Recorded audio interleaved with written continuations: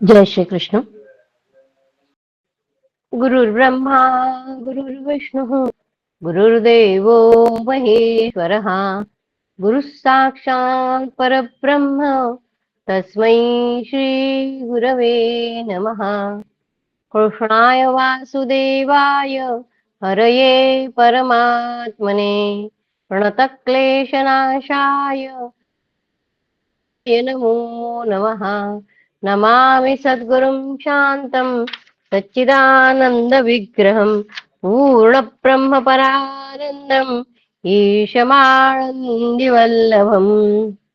ॐ पार्थाय प्रतिबोधितां भगवता नारायणेन स्वयं व्यासेन ग्रथितां पुराणमुनिना मध्ये महाभारतम् अद्वैतामृतवर्षिणीं भगवतीम् अष्टादशाध्यायिनीम् अम्ब त्वामनुसन्दधामि भगवत् गीते भवद्वेषिणी। नमोऽस्तु ते व्यासविशालबुद्धे फुल्लारविन्दायतपत्रनेत्र येन त्वया भारततैलपूर्णः प्रज्वालितो ज्ञानमयः प्रदीपः। प्रपन्नपारिजाताय स्तोत्रवेत्रैकपाणये ज्ञानमुद्राय कृष्णाय गीतामृतदुहे नमः।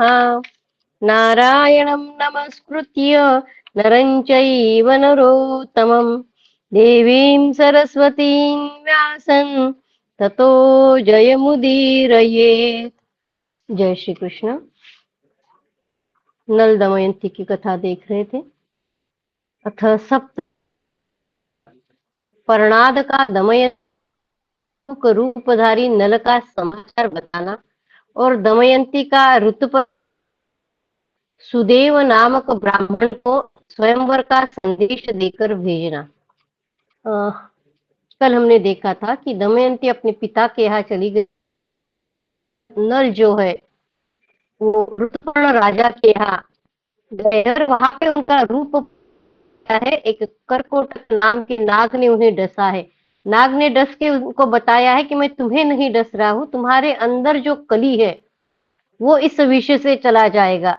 और उसके डसने के वजह से वो पूरा श्याम वर्ण का हो गया है और बाहुक नाम से वो उस ऋतुपर्ण राजा के यहाँ है। दमयंती ने एक ब्राह्मण को भेजा है देखने के लिए, कहा है क्या है राजा नल को देखने के लिए। वहां से हम आगे देखेंगे।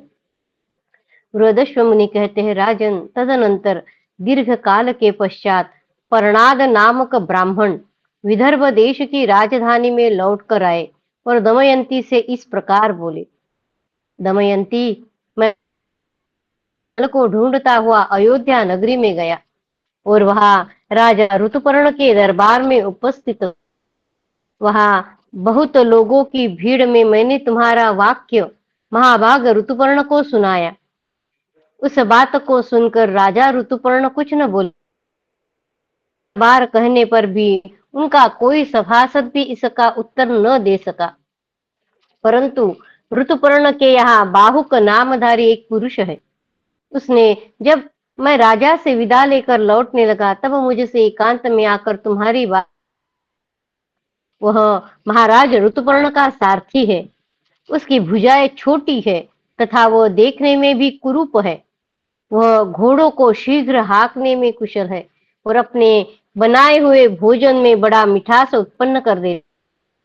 बाहुक ने बार बार लंबी सांस खींचकर अनेक बार रोदन किया और मुझसे कुशल समाचार पूछकर फिर वह इस प्रकार कहे, उत्तम कुल की स्त्रियां बड़े भारी संकट ऐसा करके वे सत्य और स्वर्ग दोनों पर विजय पा लेती है, इसमें संशय नहीं है।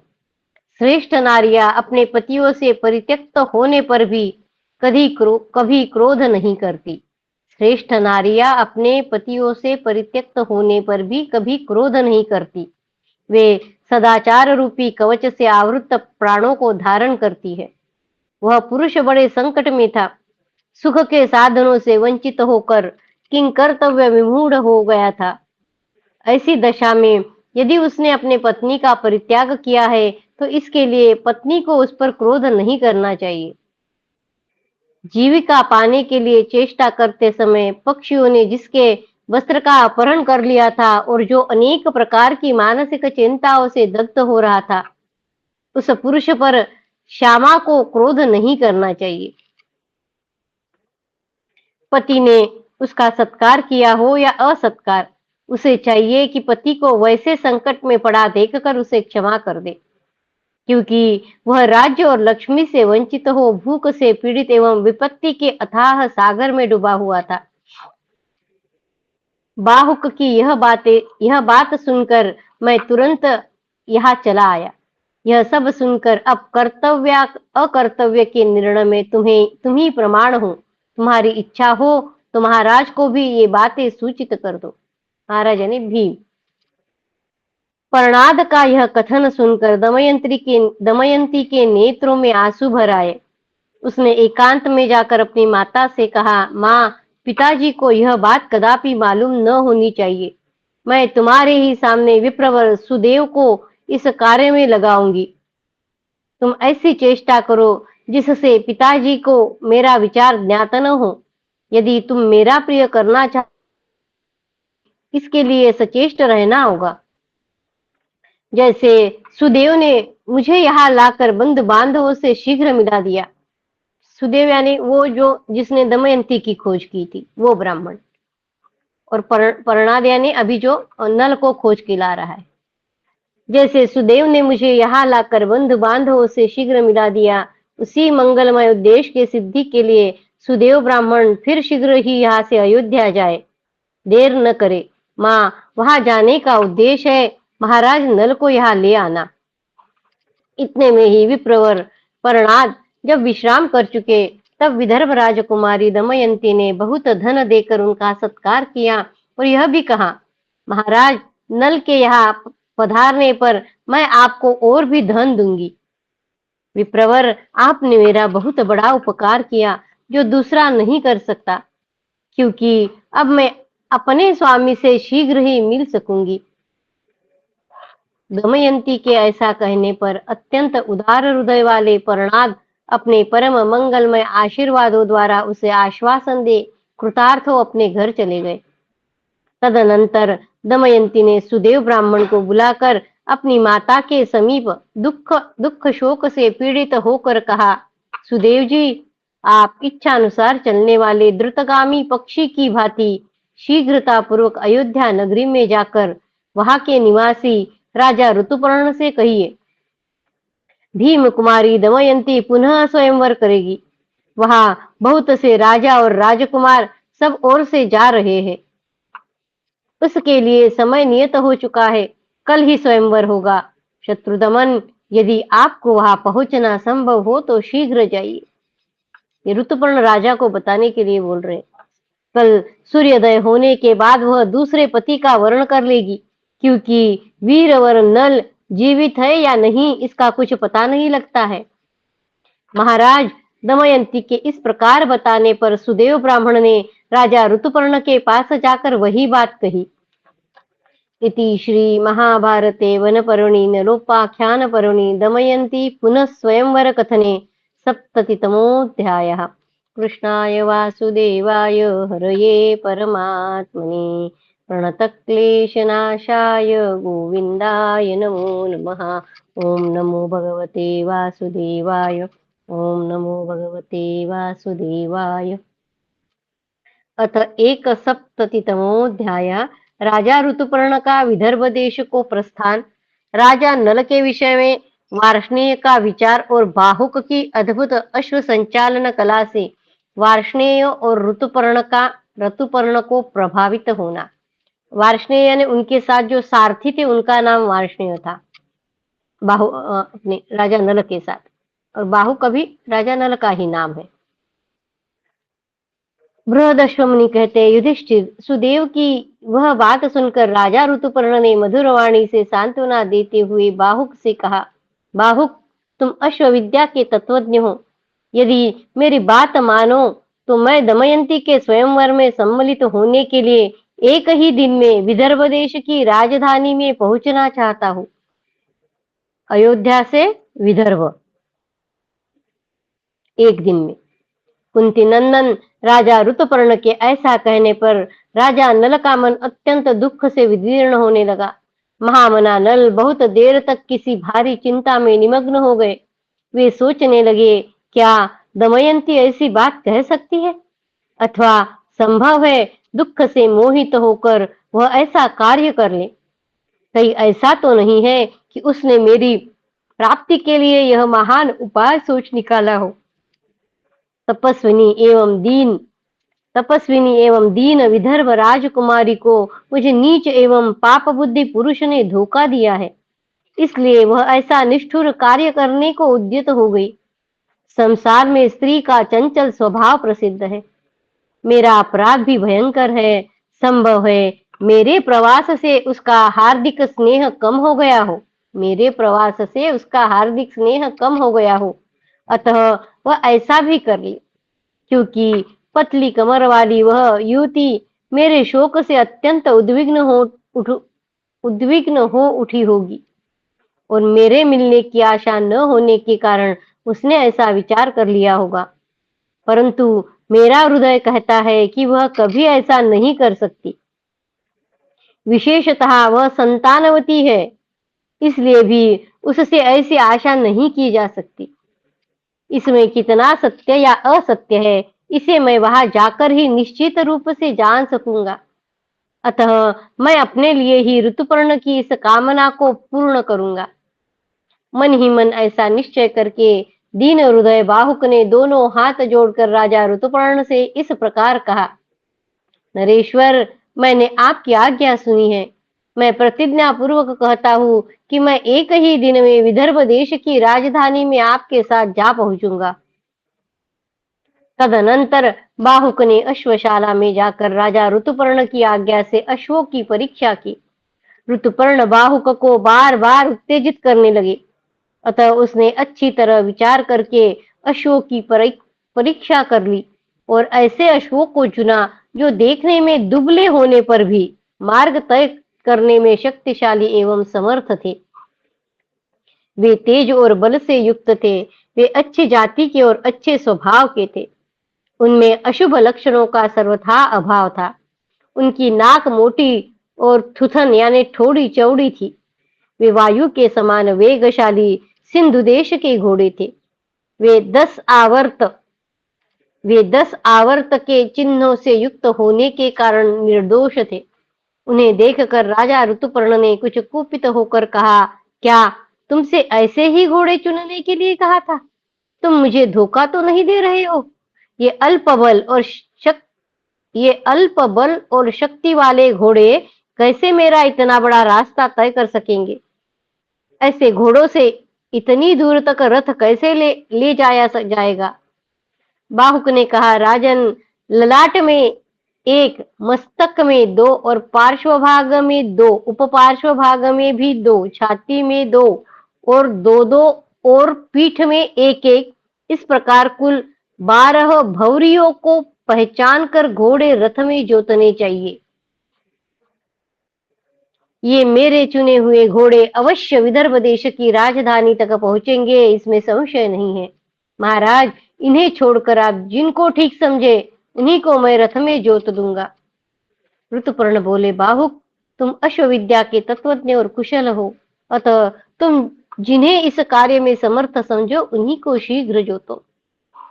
तब चतुर एवं कुशल राजा नल ने अच्छी जाति और उत्तम स्वभाव के 4 वेगशाली रथों को रथ में जोता। जुते हुए रथ पर राजा ऋतुपर्ण बड़ी उतावली के साथ सवार हुए, इसलिए उनके चढ़ते ही वे उत्तम घोड़े घुटनों के बल पृथ्वी पर गिर पड़े। तब नरश्रेष्ठ श्रीमान राजा नल ने तेज और बल से संपन्न उन घोड़ों को पुचकारा, फिर अपने हाथों में बागडोर ले उन्हें काबू में करके रथ को आगे बढ़ाने की इच्छा की। वार्ष्णेय सारथी को रथ पर बैठाकर अत्यंत वेग का आश्रय ले उन्होंने रथ हाँक दिया। बाहुक के द्वारा विधि पूर्वक हाके जाते हुए वे उत्तम अश्व रथी को मोहित से करते हुए इतने तीव्र वेग से चले मानो आकाश में उड़ रहे हो। उस प्रकार वायु के समान वेग वेग से रथ का वहन करने वाले उन अश्वों को देखकर श्रीमान अयोध्या नरेश को बड़ा विस्मय हुआ। रथ की आवाज सुनकर और घोड़ों को काबू में करने की वह कला देखकर वार्ष्णेय ने बाहुक के अश्व विज्ञान पर सोचना आरंभ किया। क्या यह देवराज इंद्र का सारथी मातली है? इस वीर बाहुक में मातली का सा ही महान लक्षण देखा जाता है, अथवा घोड़ों की जाति और उनके विषय की तात्विक बातें जानने वाले ये आचार्य शालिहोत्र तो नहीं है, जो परम सुंदर मानव शरीर धारण करके यहाँ आ पहुंचे हैं, अथवा शत्रुओं की राजधानी पर विजय पाने वाले साक्षात राजा नल ही तो इस रूप में नहीं आ गए हैं। अवश्य वे ही है। इस प्रकार वार्ष्णेय ने चिंतन करना आरंभ किया। राजा नल इस जगत में जिस विद्या को जानते हैं उसी को बाहुक भी जानता है। बाहुक और नल दोनों का ज्ञान मुझे एक सा दिखाई देता है। बाहुक और नल दोनों एक ही है। इस प्रकार बाहुक और नल की अवस्था भी एक है। यह महापराक्रमी राजा नल नहीं है तो भी उनके ही समान विद्वान कोई दूसरा महापुरुष होगा। यह सब वार्ष्णेय जो दूसरा सारथी वो सोच रहा है। बहुत से महात्मा प्रच्छन्न रूप धारण करके देवोचित विधि तथा शास्त्रोक्त नियमों से युक्त होकर इस पृथ्वी पर विचरते रहते हैं। इसके शरीर की रूपहीनता को लक्ष्य करके मेरी बुद्धि में यह भेद नहीं पैदा होता है कि ये नल नहीं है, परंतु राजा नल की जो मोटाई है उससे यह कुछ दुबला पतला है। उससे मेरे मन में यह विचार होता है कि संभव है यह नल न हो। इसकी अवस्था का प्रमाण तो उन्हीं के समान है, परंतु रूप के दृष्टि से तो अंतर पड़ता है। फिर भी अंततः मैं इसी निर्णय पर पहुंचता हूं कि मेरी राय में बाहुक सर्वगुण संपन्न राजा नल ही है। महाराज युधिष्ठिर, इस प्रकार पुण्य श्लोक नल के सारथी वार्ष्णेय ने बार बार उपयुक्त रूप से विचार करते हुए मन ही मन उक्त धारणा बना ली। महाराज ऋतुपर्ण भी बाहुक के अश्व संचालन विषय ज्ञान पर विचार करके वार्ष्णेय सारथी के साथ बहुत प्रसन्न हुए। उसकी वह एकाग्रता, वह उत्साह, घोड़ों को काबू में रखने की वह कला और उत्तम प्रयत्न देखकर उन्हें बड़ी प्रसन्नता प्राप्त हुई। इति श्री महाभारते वन पर्वणि नलोपाख्यान पर्वणि ऋतुपर्ण विदर्भ गमने एक सप्ततितमोऽध्यायः। कृष्णाय वासुदेवाय हरये परमात्मने प्रणतक्लेशनाशाय गोविन्दाय नमो नमः। ओम नमो भगवते वासुदेवाय। ओम नमो भगवते वासुदेवाय। अथ द्विसप्ततितमोऽध्यायः। ऋतुपर्ण के उत्तरीय वस्त्र गिरने और बेहड़े के वृक्ष के फलों को गिनने के विषय में नल के साथ ऋतुपर्ण की बातचीत। ऋतुपर्ण से नल को द्यूत विद्या के रहस्य की प्राप्ति और उनके शरीर से कलियुग का निकलना। बृहदश्व मुनि कहते हैं, युधिष्ठिर, जैसे पक्षी आकाश में उड़ता है उसी प्रकार बाहुक बड़े वेग से शीघ्रता पूर्वक कितनी ही नदियां, पर्वतों, वनों और सरोवर को लांघता हुआ आगे बढ़ने लगा। जब रथ इस प्रकार तीव्र गति से दौड़ रहा था उसी समय शत्रुओं के नगरों को जीतने वाले राजा ऋतुपर्ण ने देखा उनका उत्तरीय वस्त्र नीचे गिर गया है। उस समय वस्त्र गिर जाने पर उन महामना नरेश ने बड़ी उतावली के साथ नल से कहा, महामते, इस वेगशाली घोड़ों को थोड़ी देर के लिए रोक लो, मैं अपनी गिरी हुई चादर लूंगा। जब तक यह वार्ष्णेय उतरकर मेरे उत्तरीय वस्त्रों को ला दे तब तक रथ को रोके रहो। यह सुनकर नल ने उसे उत्तर दिया, महाराज, आपका वस्त्र बहुत दूर गिरा है, उस स्थान से 4 कोस हम आगे आए हैं, अब फिर वह नहीं लाया जा सकता। राजन, नल के ऐसा कहने पर राजा ऋतुपर्ण चुप हो गए। अब वे एक वन में एक बेहड़े के वृक्ष के पास आ पहुंचे जिसमें बहुत से फल लगे थे। उस वृक्ष को देखकर राजा ऋतुपर्ण ने तुरंत ही बाहुक से कहा, सूत, तुम देखो, मुझ में भी गणना करना यानी हिसाब लगाने की कितनी अद्भुत शक्ति है। सब लोग सभी बातें नहीं जानते, सब लोग सभी बातें नहीं जानते। संसार में कोई भी सर्वज्ञ नहीं है तथा एक ही पुरुष में संपूर्ण ज्ञान की प्रतिष्ठा नहीं है। सब लोग सभी बातें नहीं जानते हैं, संसार में कोई भी सर्वज्ञ नहीं है तथा एक ही पुरुष में संपूर्ण ज्ञान की प्रतिष्ठा नहीं है। बाहुक, इस वृक्ष पर जितने पत्ते और फल है उन सबको मैं बताता हूँ। पेड़ के नीचे जो पत्ते और फल गिरे हुए हैं उनकी संख्या 100 से अधिक है। इसके सिवा एक पत्र तथा एक फल और भी अधिक है, अर्थात नीचे गिरे हुए पत्तों और फलों की संख्या वृक्ष में लगे हुए पत्तों और फलों से 102 अधिक है। इस वृक्ष की दोनों शाखाओं में 5 करोड़ पत्ते हैं। तुम्हारी इच्छा हो तो इन दोनों शाखाओं तथा इसकी अन्य प्रशाखाओं को काटकर उन पत्ते गिन लो। इसी प्रकार इन शाखाओं में 2095 फल लगे हुए हैं। यह सुनकर बाहुक ने रथ खड़ा करके राजा से कहा, शत्रुसूदन नरेश, आप जो कह रहे हैं वह संख्या परोक्ष है। मैं इस बेहड़े के वृक्ष को काटकर उसके फलों की संख्या को प्रत्यक्ष करूंगा। महाराज, आपकी आंखों के सामने इस बेहड़े को काटूंगा। इस प्रकार गणना कर लेने पर वह संख्या परोक्ष नहीं रह जाएगी। बिना ऐसे किए मैं तो नहीं समझ सकता हूं कि फलों की संख्या इतनी है या नहीं है। यदि वार्ष्णेय 2 घड़ी तक भी इन घोड़ों की लगाम संभाल ले तो मैं आपके देखते देखते इसके फल को गिन लूंगा। तब राजा ने सारथी से कहा, यह विलंब करने का समय नहीं है। बाहुक बोला, मैं प्रयत्न पूर्वक शीघ्र ही गणना समाप्त कर दूंगा। आप 2 ही घड़ी तक प्रतीक्षा कीजिए, अथवा यदि आपको बड़ी जल्दी हो तो यह विदर्भ देश का मंगलमय मार्ग है, वार्ष्णेयों को सारथी बनाकर चले जाइए। कुरुनंदन, तब ऋतुपर्ण ने उसे सांत्वना देते हुए कहा, बाहुक, तुम ही इन घोड़ों को हाँक सकते हो। इस काल में पृथ्वी पर तुम्हारे जैसा दूसरा कोई नहीं है। घोड़ों के रहस्य को जानने वाले बाहुक, तुम्हारे ही प्रयत्न से मैं विदर्भ देश की राजधानी में पहुंचना चाहता हूँ। देखो, तुम्हारी शरण में आया हूँ, इस कार्य में विघ्न न डालो। यदि आज विदर्भ देश में पहुंचकर तुम मुझे सूर्य का दर्शन करा सको तो तुम जो कहोगे तुम्हारी वही इच्छा पूर्ण करूंगा। यह सुनकर बाहुक ने कहा, मैं बेहड़े के फलों को गिनकर विदर्भ देश को चलूंगा। आप मेरी यह बात मान लीजिए। राजा ने मानो अनिच्छा से कहा, अच्छा, गिन लो। अश्वविद्या के तत्व को जानने वाले निष्पाप बाहुक, मेरे बताए अनुसार तुम शाखा के एक ही भाग को गिनो, इससे तुम्हें बड़ी प्रसन्नता होगी। बाहुक ने रथ से उतरकर तुरंत ही उस वृक्ष को काट डाला। गिनने से उसे उतने ही फल मिले। तब उसने विस्मित होकर राजा ऋतुपर्ण से कहा, राजन, आप में गणित की यह अद्भुत शक्ति मैंने देखी है। जिस विद्या से यह गिनती जान ली जाती है उसे मैं सुनना चाहता हूँ। राजा तुरंत जाने के लिए उत्सुक थे, अतः उन्होंने बाहुक से कहा, तुम मुझे दूत विद्या का मर्मज्ञ और गणित में अत्यंत निपुण समझो। बाहुक ने कहा, पुरुष श्रेष्ठ, तुम यह विद्या मुझे बतला दो और बदले में मुझसे भी अश्व विद्या का रहस्य ग्रहण कर लो।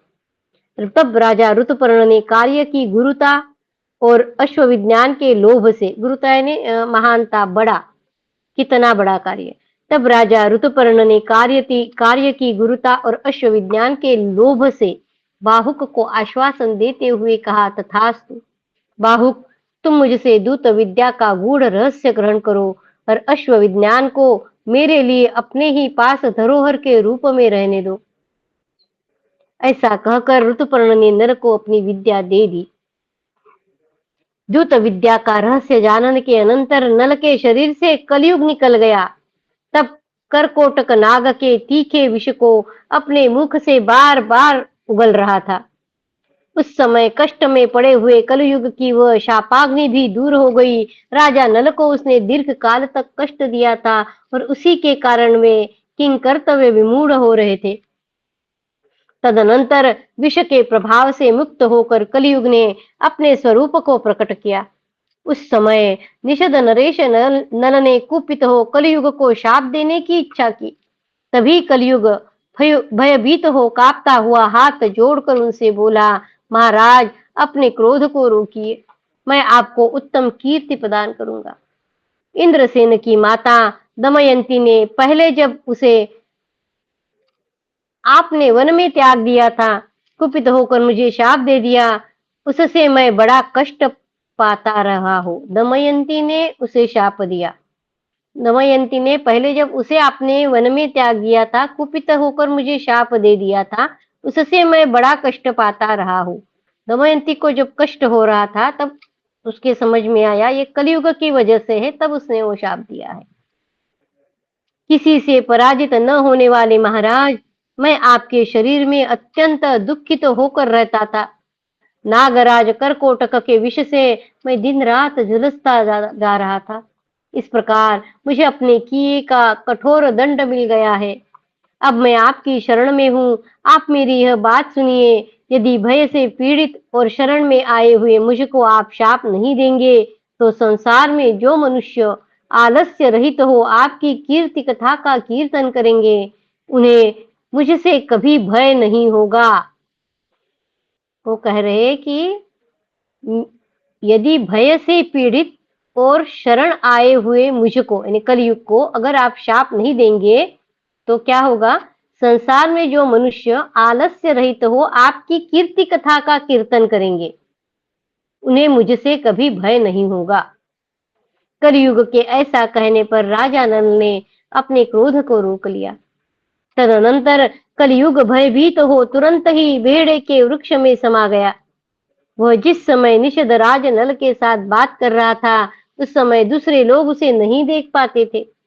तदनंतर कलयुग के अदृश्य हो जाने पर शत्रु वीरों का संहार करने वाले निषद नरेश राजा नल सारी चिंताओं से मुक्त हो गए। बेहड़े के फलों को गिनकर उन्हें बड़ी प्रसन्नता हुई। वे उत्तम तेज से युक्त तेजस्वी रूप धारण करके रथ पर चढ़े और वेगशाली घोड़ों को हाँकते हुए विदर्भ देश को चले। कलयुग के आश्रय लेने से बेहड़े का वृक्ष निंदित हो गया। तदनंतर राजा नल ने प्रसन्न चित्त से पुनः घोड़ों को हाँकना आरंभ किया। वे उत्तम अश्व पक्षियों की तरह बार बार उड़ते हुए से प्रतीत हो रहे थे। अब महायशस्वी राजा नल विदर्भ देश की ओर बड़े वेग से बढ़े जा रहे थे। नल के चले जाने पर कली अपने घर चले गए। राजन कली से मुक्त हो भूमिपाल राजा नल सारी चिंताओं से छुटकारा पा गए, किंतु अभी तक उन्हें अपना पहला रूप नहीं प्राप्त हुआ था।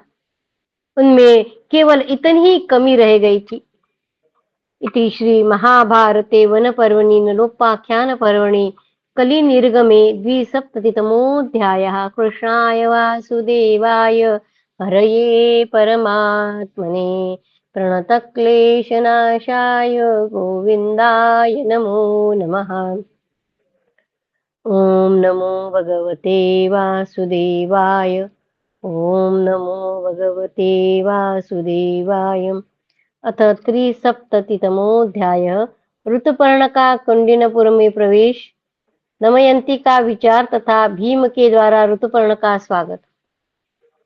बृहदश्वमुनि कहते हैं, युधिष्ठिर तदनंतर शाम होते होते सत्य पराक्रमी राजा ऋतुपर्ण विदर्भ राज्य में जा पहुंचे। लोगों ने राजा भीम को इस बात की सूचना दी। भीम के अनुरोध से राजा ऋतुपर्ण ने अपने रथ की गड़गड़ाहट द्वारा संपूर्ण दिशा विदिशाओं को प्रतिध्वनित करते हुए कुंडिनपुर में प्रवेश किया। नल के घोड़े वही रहते थे। उन्होंने रथ का वह घोष सुना। सुनकर वे इतने ही प्रसन्न और उत्साहित हुए जितने ही पहले नल के समीप रहा करते थे। पूर्व में जो घोड़े थे वो उन्होंने नल को पहचान लिया। दमयंती ने भी नल के रथ की वह गड़गड़ाहट सुनी, मानो वर्षा काल में गरजते हुए मेघों का गंभीर घोष सुनाई देता हो। वह महाभयंकर रथनाद सुनकर उसे बड़ा विस्मय हुआ। पूर्व काल में राजा नल जब घोड़ों की बाग संभालते थे, उन दिनों उनके रथ से जैसी गंभीर ध्वनि प्रकट होती थी, वैसी ही उस समय के रथ की गड़गड़ाहट भी दमयंती और उसके घोड़ों को जान पड़ी। महल पर बैठे हुए मयूरों, गजशाला में बंधे हुए गजराजों और अश्वशाला के अश्वों ने राजा के रथ का वह अद्भुत घोष सुना।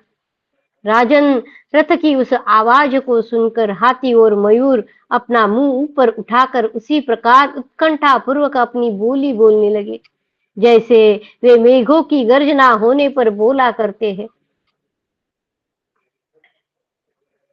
उस समय दमयंती ने मन ही मन कहा, अहो, रथ की वह घरघराहट इस पृथ्वी को गुंजाती हुई जिस प्रकार मेरे मन को आह्लाद प्रदान कर रही है, उससे जान पड़ता है ये महाराज नल ही पधारे हैं।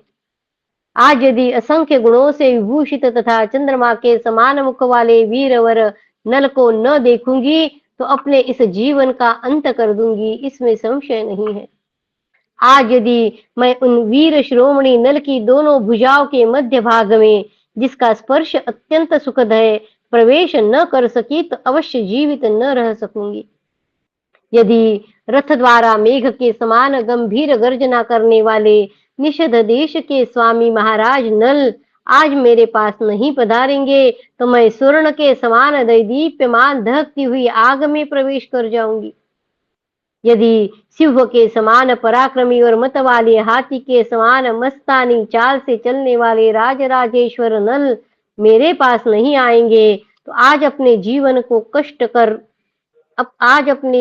को नष्ट कर दूंगी, इसमें संशय नहीं है। मुझे याद नहीं है कि स्वेच्छा पूर्वक अर्थात हंसी मजाक में भी मैं कभी झूठ बोली हूँ। स्मरण नहीं है कभी किसी को मेरे द्वारा अपकार हुआ हो, तथा यह भी स्मरण नहीं है कि मैंने प्रतिज्ञा की हुई बात का उल्लंघन किया हो। मेरे निषदराज नल शक्तिशाली, क्षमाशील, वीर, दाता, सब राजाओं से श्रेष्ठ, एकांत में भी नीच कर्म से दूर रहने वाले तथा पराई स्त्री के लिए नपुंसक तुल्य है। मैं सदा उन्हीं के गुणों का स्मरण करती और दिन रात उन्हीं के परायण रहती हूँ। प्रियतम नल के बिना मेरा यह हृदय उनके विरह शोक से विदीर्ण सा होता रहता है। इस प्रकार विलाप करती हुई दमयंती अचेत सी हो गई। वह पुण्य श्लोक नल के दर्शन की इच्छा से ऊंचे महल की छत पर चढ़ गई। वहां से उसने देखा वार्ष्णेय और बाहुक के साथ रथ पर बैठे हुए महाराज ऋतुपर्ण मध्यम कक्षा यानी परकोटे में पहुंच गए हैं। तदनंतर वार्ष्णेय और बाहुक ने उस उत्तम रथ से उतरकर घोड़े खोल दिए और रथ को एक जगह खड़ा कर दिया। इसके बाद राजा ऋतुपर्ण रथ के पिछले भाग से उतरकर भयानक पराक्रमी महाराज भीम से मिले।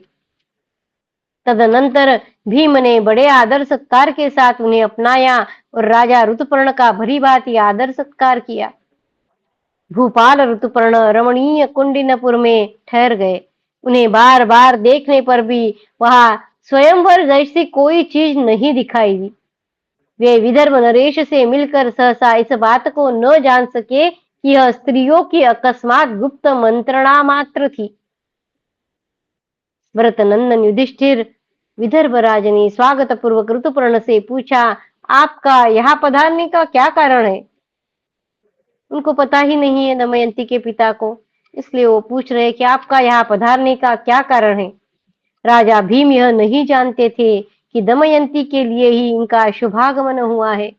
राजा ऋतुपर्ण भी बड़े बुद्धिमान और सत्य पराक्रमी थे।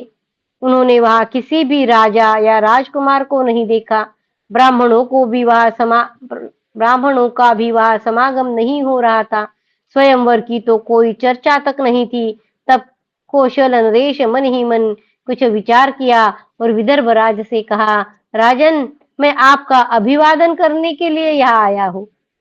यह सुनकर राजा भीम भी मुस्कुरा दिए और मन ही मन सोचने लगे, ये बहुत से गांवों को लांघ कर 100 योजन से भी अधिक दूर चले आए हैं, किंतु कार्य इन्होंने बहुत साधारण बतलाया है।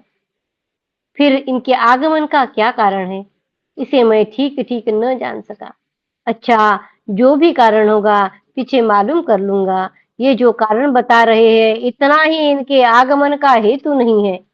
ऐसा विचार कर राजा ने उन्हें सत्कार पूर्वक विश्राम के लिए विदा कर दिया और कहा, आप बहुत थक गए होंगे, अतः विश्राम कीजिए। विदर्भ नरेश के द्वारा प्रसन्नता पूर्वक आदर सत्कार पाकर राजा ऋतुपर्ण को बड़ी प्रसन्नता हुई। फिर वे राजसेवकों के साथ गए और बताए हुए भवन में विश्राम के लिए प्रवेश किया। राजन वार्ष्णेय सहित ऋतुपर्ण के चले जाने पर बाहुक रथ लेकर रथशाला में गया। उसने उन घोड़ों को खोल दिया और अश्व शास्त्र की विधि के अनुसार उनकी परिचर्या करने के बाद घोड़ों को पुचकार कर उन्हें धीरज देने के पश्चात वह स्वयं भी रथ के पिछले भाग में जा बैठा। दमयंती भी शोक से आतुर हो राजा ऋतुपर्ण, सूत पुत्र वार्ष्णेय तथा पूर्वोक्त बाहुक को देखकर सोचने लगी, यह किसकी रथ की गड़गड़ाहट सुनाई पड़ती थी।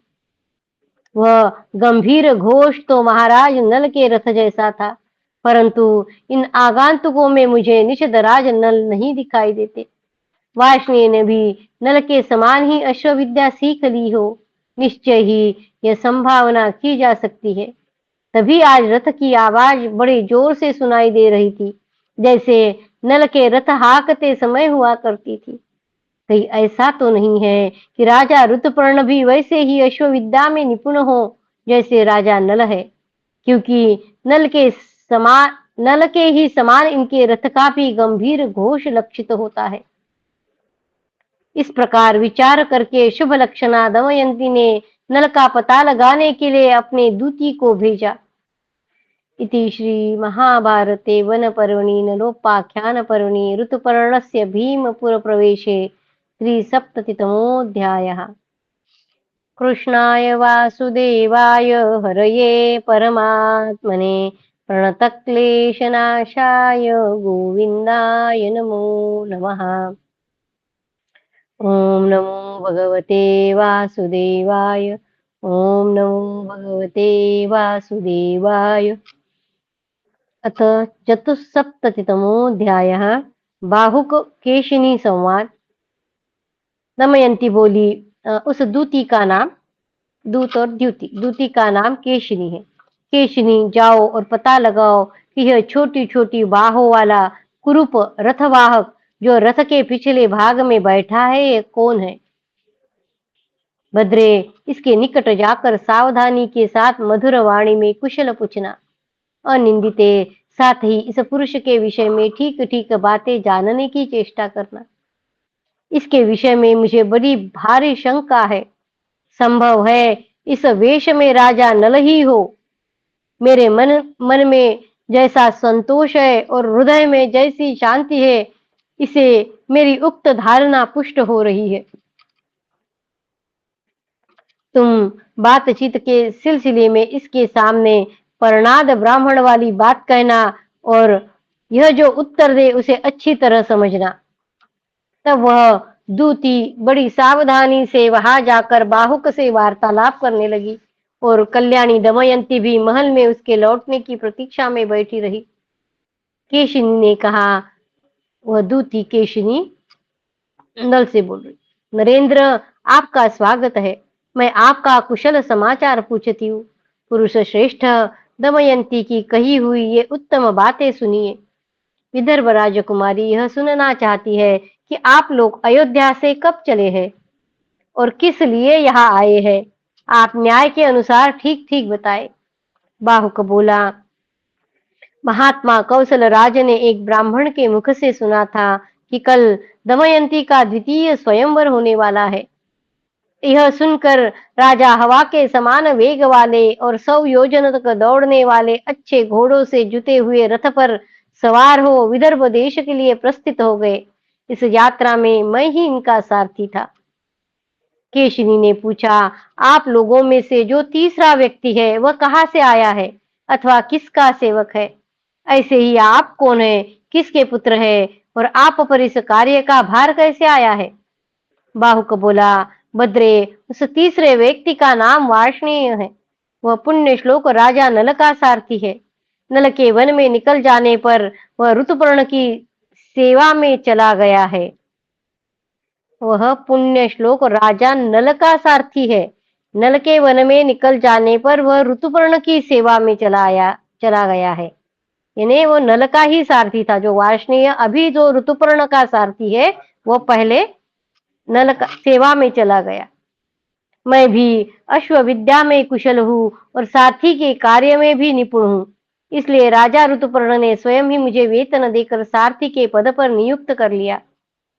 केशिनी ने पूछा, बाहुक, क्या वार्ष्णेय यह जानता है कि राजा नल कहाँ है, कहाँ चले गए हैं?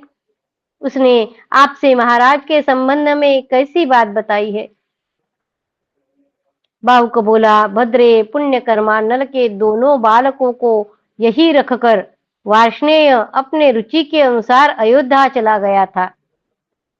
यह नल के विषय में कुछ नहीं जानता है। नल के दोनों बालकों को, उनका सारथी था, इसलिए दोनों बालकों को यही रखकर वार्ष्णेय अपनी रुचि के अनुसार अयोध्या चला गया था।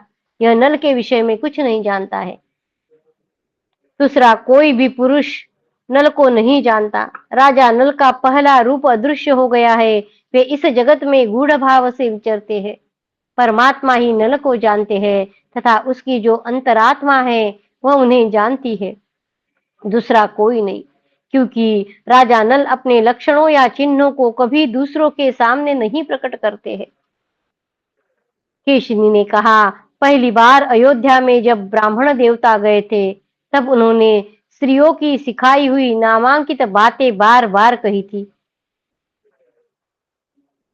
वो जो पहला दूत गया था, परणाद नाम का, उसको जो दमयंती ने बातें बताई थी कि ये बातें जाकर हर एक राज्य में कहना, और जो कोई उसको उत्तर देगा वही नल होगा, ऐसा उसकी जो समझ थी वही वो फिर से बता रही। ओ जुआरी प्रियतम, तुम अपने प्रति अनुराग रखने वाली वन में सोई हुई मुझ प्यारी पत्नी को छोड़कर तथा मेरे आधे वस्त्र को फाड़कर कहाँ चल दिए? उसे तुमने जिस अवस्था में देखा था उसी अवस्था में वह आज भी है और तुम्हारे आगमन की प्रतीक्षा कर रही है। आधे वस्त्र से अपने शरीर को ढककर वह युवती दिन रात तुम्हारे विरहाग्नि में जल रही है। वीर भूमिपाल, सदा तुम्हारे शोक से रोती हुई अपनी उसी प्यारी पत्नी पर पुनः कृपा करो और मेरी बात का उत्तर दो। इसके उत्तर में आप दमयंती को प्रिय लगने वाली कोई बात कहिए। साध्वी विदर्भ कुमारी आपकी उसी बात को पुनः सुनना चाहती है। बाहुक, ब्राह्मण के मुख से यह वचन सुनकर पहले आपने जो उत्तर दिया था उसी को विदर्भी आपके मुंह से पुनः सुनना चाहती है। बृहदश्व मुनि कहते हैं, युधिष्ठिर, केशिनी के ऐसा कहने पर राजा नल के हृदय में बड़ी वेदना हुई। उनकी दोनों आंखें आंसुओं से भर गई। निषदन रेश शोकाग्नि से दग्ध हो रहे थे, तो भी उन्होंने अपने दुख के वेग को रोककर अश्रु गदगद वाणी में पुनः यो कहना आरंभ किया। बाहुक बोला, उत्तम कुल की स्त्रियां बड़े भारी संकट में पड़कर भी स्वयं अपनी रक्षा करती है। ऐसा करके वे स्वर्ग और सत्य दोनों पर विजय पा लेती है, इसमें संशय नहीं है। श्रेष्ठ नारियां अपने पतियों से परित्यक्त होने पर भी क्रोध नहीं करती। वे सदा सदाचार रूपी कवच से आवृत प्राणों को धारण करती है। वही बातें फिर से बोल रहे हैं। वह पुरुष बड़े संकट में था तथा सुख के साधनों से वंचित होकर किंग कर्तव्य विमूढ़ हो गया था। ऐसी दशा में यदि उसने अपनी पत्नी का परित्याग कर दिया तो उसके लिए पत्नी को उस पर क्रोध नहीं करना चाहिए। जीविका पाने के लिए चेष्टा करते समय पक्षियों ने जिसके वस्त्र का अपहरण कर लिया था और जो अनेक प्रकार की मानसिक चिंताओं से दग्ध हो रहा था, उस पुरुष पर श्यामा को क्रोध नहीं करना चाहिए। पति ने उसका सत्कार किया हो या असत्कार, उसे चाहिए कि पति को वैसे संकट में पड़ा देखकर उसे क्षमा कर दे, क्योंकि वह राज्य और लक्ष्मी से वंचित हो भूख से पीड़ित एवं विपत्ति के अथाह सागर में डूबा हुआ था।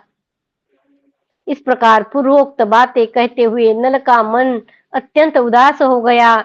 वे अपने उमड़ते हुए आंसुओं को रोक न सके तथा रोने लगे। तदनंतर केशिनी ने भीतर जाकर दमयंती से यह सब निवेदन किया। उसने बाहुक की कही हुई सारी बातों और उसके मनोविकारों को भी यथावत कह सुनाया। इति श्री महाभारते वन पर्वणि नरोपाख्यान पर्वणि नलकेशिनी संवादे चतुस्सप्ततितमोऽध्यायः।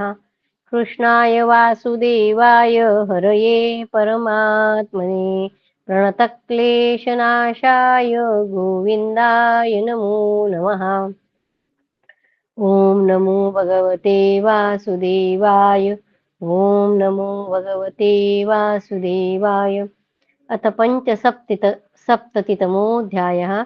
दमयंती के आदेश से केशिनी द्वारा बाहुक की परीक्षा तथा बाहुक का अपने लड़के लड़कियों को देखकर उनसे प्रेम करना। बृहदश्व मुनि कहते हैं, युधिष्ठिर, यह सब सुनकर दमयंती अत्यंत शोकमग्न हो गई।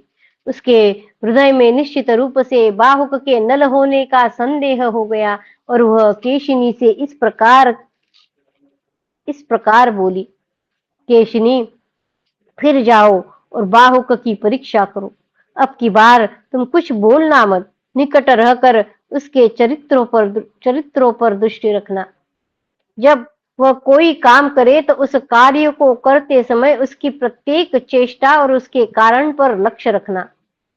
केशिनी, वह आग्रह करे तो भी उसे आग न देना और मांगने पर भी किसी प्रकार जल्दी में आकर पानी भी न देना।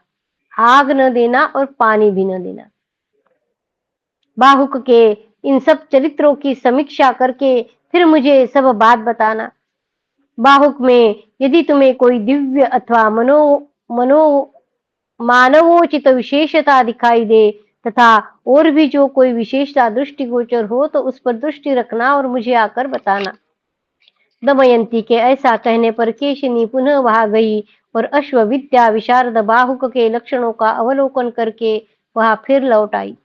उसने बाहुक में जो दिव्य अथवा मानवोचित विशेषताएं देखी उनका यथावत समाचार पूर्ण रूप से दमयंती को बताया।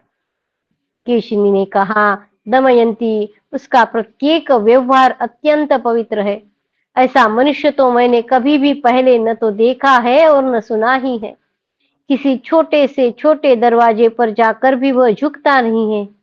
उसे देखकर बड़ी आसानी के साथ दरवाजा ही इस प्रकार ऊंचा हो जाता है कि जिस मस्तक का स्पर्श न हो। संकुचित स्थान में भी उसके लिए बहुत बड़ा अवकाश बन जाता है। राजा भीम ने ऋतुपर्ण के लिए अनेक प्रकार के भोज्य पदार्थ भेजे थे। उसमें प्रचुर मात्रा में केला आदि फलों का गूदा भी था। उसको धोने के लिए वहां खाली घड़े रख दिए, परंतु बाहुक के देखते ही वे सारे घड़े पानी से भर गए।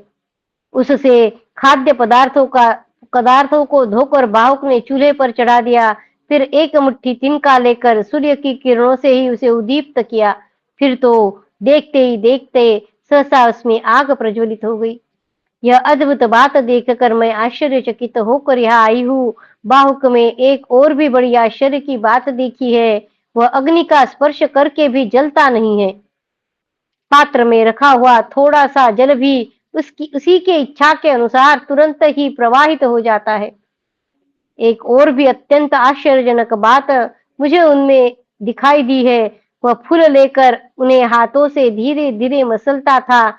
हाथों से मसलने पर भी वे फूल विकृत नहीं होते थे, अपितु और भी सुगंधित और विकसित हो जाते थे। ये अद्भुत लक्षण देखकर मैं शीघ्रता पूर्वक यहाँ आई हूँ। बृहदश्व मुनि कहते हैं, युधिष्ठिर, दमयंती के पुण्य श्लोक महाराज नल की सी बाहुक की सारी चेष्टाओं को सुनकर मन ही मन यह निश्चय कर लिया कि ये महाराज नल ही आए हैं। अपने कार्यों और चेष्टाओं द्वारा वे पहचान लिए गए हैं। चेष्टाओं द्वारा उसके मन में यह प्रबल आशंका जम गई कि बाहुक ही मेरे पति है।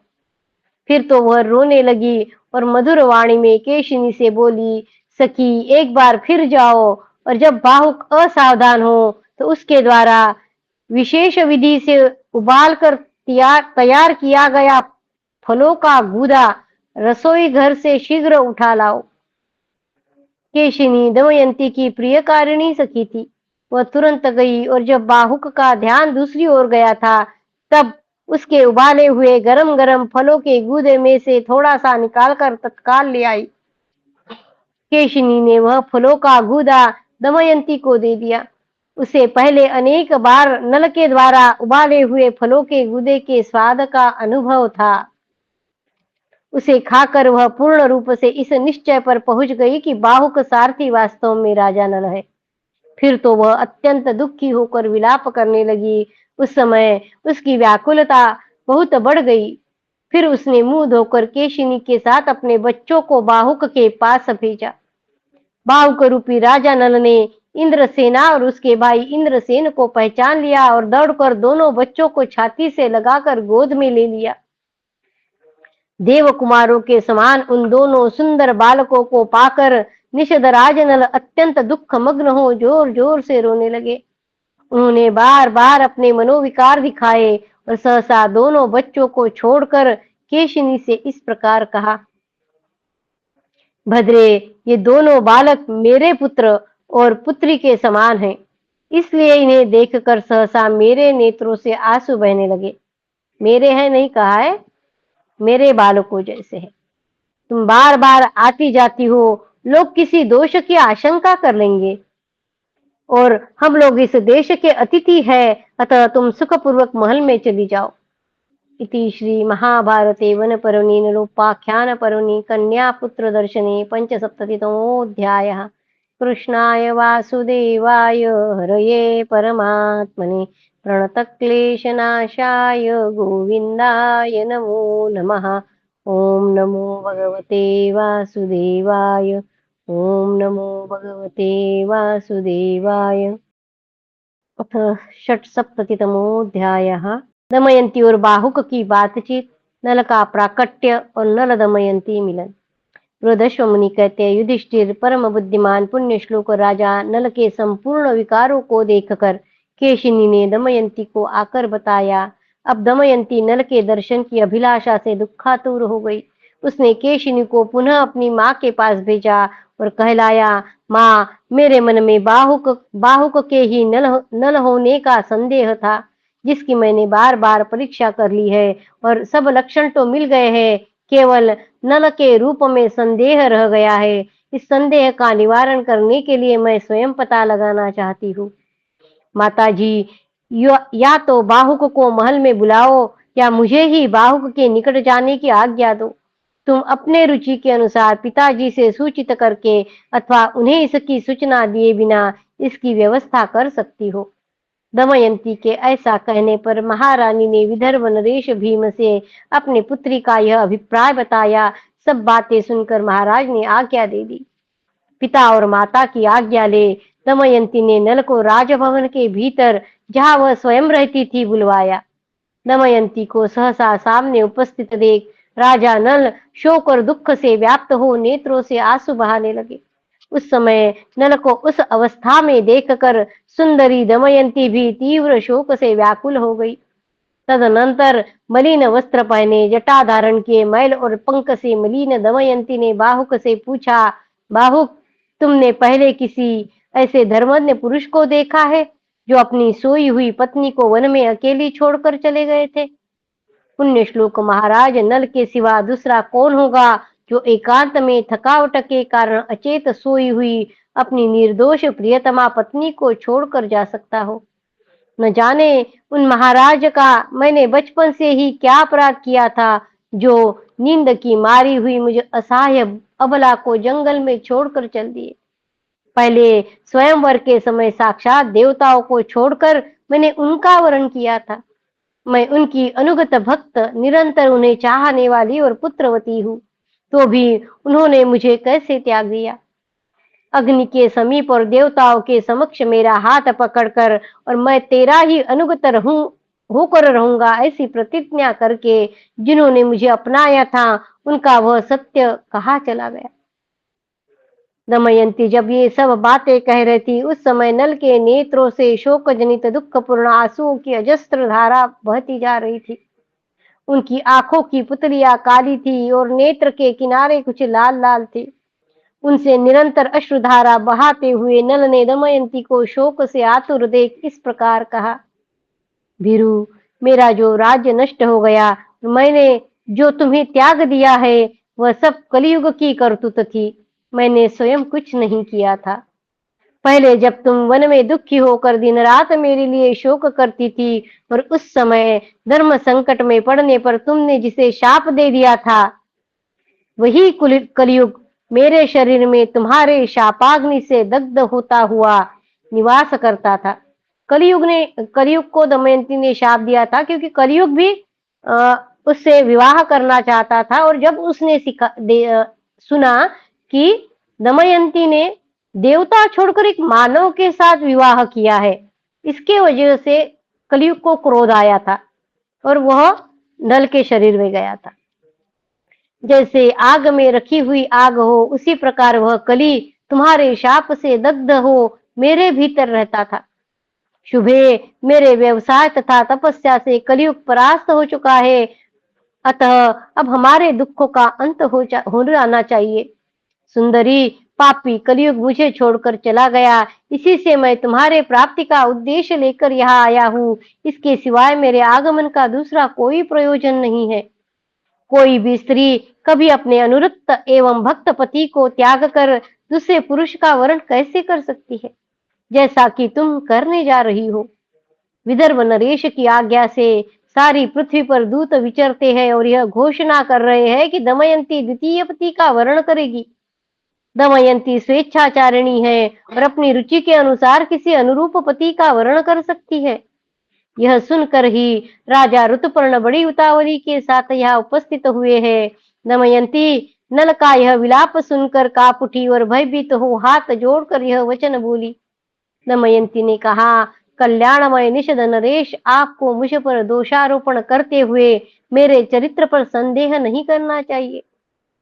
आपके प्रति अनन्य प्रेम के कारण ही मैंने देवताओं को छोड़कर आपका वरण किया है। आपका पता लगाने के लिए ही चारों ओर ब्राह्मण लोग भेजे गए और वे मेरी कही हुई बातों को सब दिशाओं में गाथा के रूप में गाते फिरे। राजन, इसी योजना के अनुसार प्रणाद नामक विद्वान ब्राह्मण अयोध्यापुर में ऋतुपर्ण के राजभवन में गए थे। उन्होंने वहां मेरी बात उपस्थित की और वहां से आपके द्वारा प्राप्त हुआ ठीक ठीक उत्तर वे ले आए। निषदराज, इसके बाद आपको यहाँ बुलाने के लिए मुझे यह उपाय सूझा कि एक ही दिन के बाद होने वाले स्वयंवर का समाचार देकर ऋतुपर्ण को बुलाया जाए। नरेश्वर, मैं यह अच्छी तरह जानती हूँ कि इस जगत में आपके सिवा दूसरा कोई पुरुष नहीं है जो एक ही दिन में घोड़े जुते हुए रथ की सवारी से 100 योजन दूर तक जाने में समर्थ हो। महीपते, मैं मन से भी कभी कोई असदाचरण नहीं करती हूँ और इसी सत्य की शपथ खाकर आपके इन दोनों चरणों को स्पर्श करती हूँ। ये सदा गतिशील वायु देवता इस जगत में निरंतर विचरते रहते हैं, अतः ये संपूर्ण भूतों के साक्षी है। यदि मैंने पाप किया है तो ये मेरे प्राणों का हरण कर ले। प्रचंड किरणों वाले सूर्य देव समस्त भुवनों के ऊपर विचरते हैं, अतः वे भी सबके शुभाशुभ कर्म देखते रहते हैं। यदि मैंने पाप किया है तो ये मेरे प्राणों का हरण कर ले। चित्त के अभिमानी देवता चंद्रमा समस्त प्राणियों के अंतकरण में साक्षी रूप से विचरते हैं। समस्त प्राणियों के अंतकरण में साक्षी रूप से विचरते हैं चंद्रमा।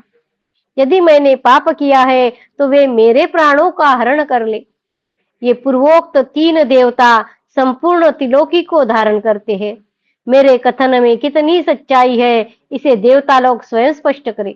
यदि मैं झूठ बोलती हूँ तो देवता मेरा त्याग कर दे। दमयंती के ऐसा कहने पर अंतरिक्ष लोक से वायु देवता ने कहा, नल, मैं तुमसे सत्य कहता हूँ, इस दमयंती ने कभी कोई पाप नहीं किया है। राजन, दमयंती ने अपने शील की उज्जवल निधि को सदा सुरक्षित रखा है। हम लोग 3 वर्षों तक निरंतर इसके रक्षक और साक्षी रहे। ये सारी घटना होते हुए 3 वर्ष निकले हैं। तुम्हारे प्राप्ति के लिए दमयंती ने यह अनुपम उपाय ढूंढ निकाला था, क्योंकि इस जगत में तुम्हारे सिवा दूसरा कोई पुरुष नहीं है जो एक दिन में 100 योजन जा सके। राजन, भीम कुमारी दमयंती तुम्हारे योग्य है और तुम दमयंती के योग्य हो। तुम्हें इसके चरित्र के विषय में कोई शंका नहीं करनी चाहिए। तुम अपने पत्नी से निशंक होकर मिलो। वायुदेव के ऐसा कहते समय आकाश से फूलों की वर्षा हो रही थी, देवताओं की दुंदुभियां बज रही थी और मंगलमय पवन चलने लगा। युधिष्ठिर यह अद्भुत दृश्य देखकर शत्रुसूदन राजा नल ने दमयंती के विरुद्ध होने वाली शंका को त्याग दिया। तदनंतर उन भूपाल ने नागराज करकोटक का स्मरण करके उसके दिए हुए एक अजीर्ण वस्त्र को ओढ़ लिया। उस नाग ने बताया था एक वस्त्र देकर कि इसको ओढ़ोगे तो फिर तुम पूर्ववत हो जाओगे।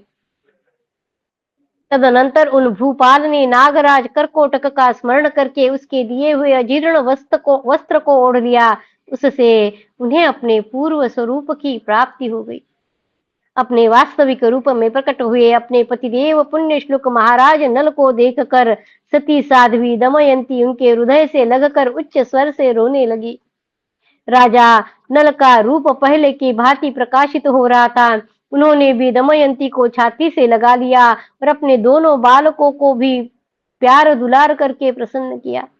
तत्पश्चात सुंदर मुख और विशाल नेत्रों वाली दमयंती नल के मुख को अपने वक्ष स्थल पर रखकर दुख से व्याकुल हो लंबी सांसें खींचने लगी। इसी प्रकार पवित्र मुस्कान तथा मैल से भरे हुए अंगों वाली दमयंती को हृदय से लगाकर पुरुष सिंह नल बहुत देर तक शोक मग्न खड़े रहे। राजन, तदनंतर दमयंती के द्वारा मालूम होने पर दमयंती की माता ने अत्यंत प्रसन्नता पूर्वक राजा भीम से नल दमयंती का सारा वृत्तांत यथावत कह सुनाया। तब महाराज भीम ने कहा, आज नल को सुखपूर्वक यही रहने दो। कल सवेरे स्नान आदि से शुद्ध हुए दमयंती सहित नल से मैं मिलूंगा। राजन, तत्पश्चात वे दोनों दंपत्ति रात भर वन में रहने की पुरानी घटनाओं को एक दूसरे से कहते हुए प्रसन्नता पूर्वक एक साथ रहे। एक दूसरे को सुख देने की इच्छा रखने वाली दमयंती और नल राजा भीम के महल में प्रसन्न चित्त होकर रहे। चौथे वर्ष में अपनी प्यारी पत्नी से मिलकर संपूर्ण कामनाओं से सफल मनोरथ हो नल अत्यंत आनंद में निमग्न हो गए। जैसे आधी जमी हुई खेती से भरी वसुधा वर्षा का जल पाकर उल्लासित हो उठती है, उसी प्रकार दमयंती ने भी अपने पति को पाकर बहुत संतुष्ट हुई। जैसे चंद्रोदय से रात्रि की शोभा बढ़ जाती है, उसी प्रकार भीम कुमारी दमयंती पति से मिलकर आलस्य का त्याग करके निश्चिंत और हर्षोल्लासित हृदय से पूर्ण काम होकर अत्यंत शोभा पाने लगी। इति श्री महाभारते वन पर्वणि नलोपाख्यान पर्वणि नल दमयंती समागमे षट्सप्ततितमोऽध्यायः। कृष्णाय वासुदेवाय हरये परमात्मने प्रणतक्लेशनाशाय गोविन्दाय नमो नमः। ॐ नमो भगवते वासुदेवाय। ॐ नमो भगवते वासुदेवाय।